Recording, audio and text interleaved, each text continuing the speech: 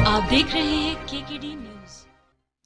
नमस्कार, KKD news में आपका स्वागत है। मैं हूं आपके साथ नम्रता शर्मा। ये नजर डालते हैं खबरों पर। राजधानी भोपाल की पुरानी जेल स्थित मतगणना स्थल का निरीक्षण मुख्य निर्वाचन पदाधिकारी अनुपम राजन और भोपाल कलेक्टर कौशल विक्रम सिंह ने किया है। वोटों की गिनती को लेकर मतगणना स्थल पर सुरक्षा के पुख्ता इंतजाम किए गए, साथ ही सीसीटीवी कैमरे भी लगाए गए, बैठने की व्यवस्था और पानी की व्यवस्था भी की गई। निरीक्षण करने के बाद मुख्य निर्वाचन पदाधिकारी एवं राजन ने कहा कि 4 जून को राज्य में सभी जगह 52 जिला मुख्यालयों पर मतगणना होगी। मतगणना की सारी तैयारी कर ली गई है। अधिकांश जिलों में जाकर हम लोगों ने काउंटिंग सेंटर्स की व्यवस्थाएं देखी हैं।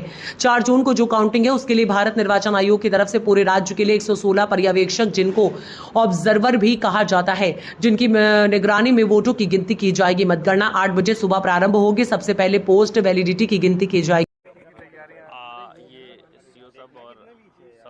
अधिकारीगण यहाँ निरीक्षण कर रहे हैं। हम लोग रेगुलर निरीक्षण करते हैं, तो मतगणना की पूरी तैयारियां किस तरीके की हैं, किस तरीके से मशीनों का मूवमेंट होगा, जो एजेंट हैं वो कहाँ पे बैठेंगे, गणना का स्टाफ कैसे बैठेगा, वो सारी तैयारियां उनके लिए, वो सारी तैयारियां किस तरीके से रहेंगी, इन सभी चीज़ों की जो है हम लोग समीक्षा भी कर रहे हैं। तैयारियां भी हैं, गर्मी को देखते हुए भी आवश्यक इंतजाम कर रहे हैं। डिस्प्ले भी किस तरीके से हो, टाइमली सबको इन्फॉर्मेशन हो जाए, मीडिया के लिए गैलरी प्रॉपर रहे, इस सारी तैयारियों का हम लोग इंतजाम कर रहे हैं। सर, एक स्कूलों को लेकर सवाल के जिस तरीके से अब सरकार के आदेश आए हैं, देखिए सरकार के आदेश आए हैं और माननीय मुख्यमंत्री जी की मंशा के अनुरूप हम लोग जो है टीमें हम लोगों ने बना दी हैं और हम फीस का भी वेरिफिकेशन कर रहे हैं कि एक्स्ट्रा तो नहीं बढ़ाई गई है। वो सारी चीज़ें हम लोग कर रहे हैं। निष्कर्ष कब तक निकलेगा सर? 3-4 दिन में निष्कर्ष आ जाएगा। सर, गर्मी से बचने के लिए अंदर कुछ खास? देखिए, गर्मी से बचने के लिए हमने कूलर की व्यवस्था की है, पानी की व्यवस्था की है, क्रॉस वेंटिलेशन की व्यवस्था की है, ये सारे इंतजाम किए हुए हैं। सर, अवैध कॉलोनी को लेकर भी? अवैध कॉलोनी के लिए हम लोग लगातार, हमारे पास प्रकरण आ रहे हैं, संख्या बढ़ रही है, तो उन सभी को हम लोग दर्ज करके और अंतरिम आदेश पारित कर रहे हैं। मतलब 10 दिन के भीतर 250 आदेश हमारे हो जाए। सर, अवैध कॉलोनी के मामले में कोई राजनीतिक हस्तक्षेप नहीं, कोई हस्तक्षेप नहीं। कुछ चिन्हित की गई है? चिन्हित 250 कर ली हमने। 250 कर ली जी। सर, एक आखिरी सवाल है, जिला प्रशासन कुछ उनका ये था कि केंद्रीय प्रेक्षक की उपस्थिति में मतगणना कराई जाए। तो जैसा मैंने आपको बताया कि राज्य में कुल 116 केंद्रीय प्रेक्षक हैं जो दूसरे राज्यों के अधिकारी हैं।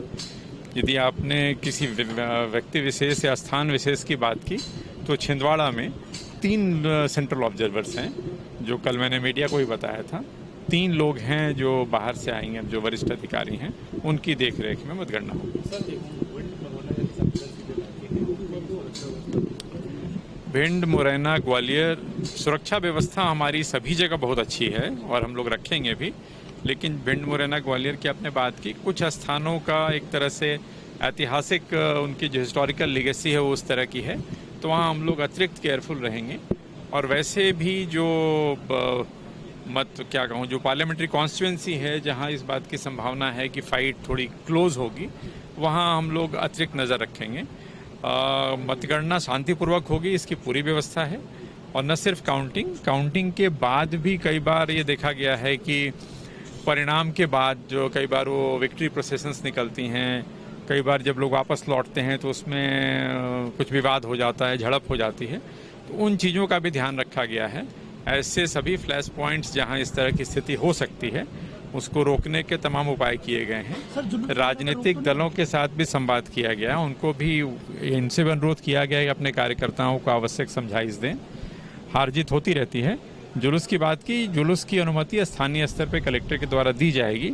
रूट्स का निर्धारण वही लोग करते हैं, तो स्थानीय स्थिति को देखते हुए जो अनुचित लगेगा वैसी अनुमति वो जारी करेंगे। Thank you.